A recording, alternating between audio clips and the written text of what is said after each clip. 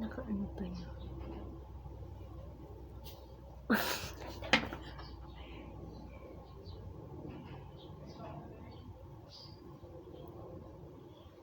Kaya mo na ba ihakbang pa?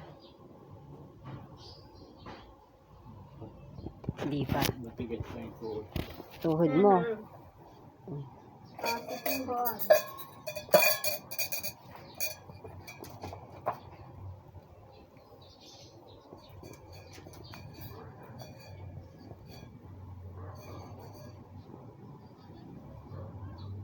So, yung timbang mo nasa kaliwa.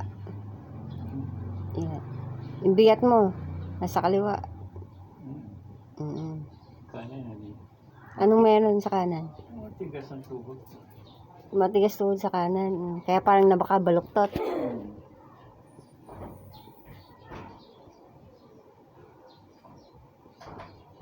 O, naka 1 minute ka na sa tayo.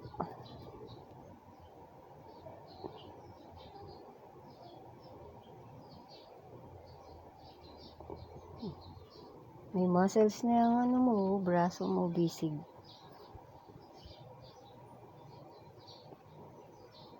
Kanina ka pa nagpa-practice? Madaling araw, practice ko. Kanina po madaling araw. O, dahan. Yun. Oops, magtalampak pa konti. Tigas ang tuhod ko. Kayo ang kanan. Yung kanan. Bakit? Pag tumatayo lang o hanggang dyan sa pag-upo? Kahit nakaupo. Matigas. So talaga matigas yung sa tuhod na kanan. Yung hita ko sa kaliwa. Ano? Masakit.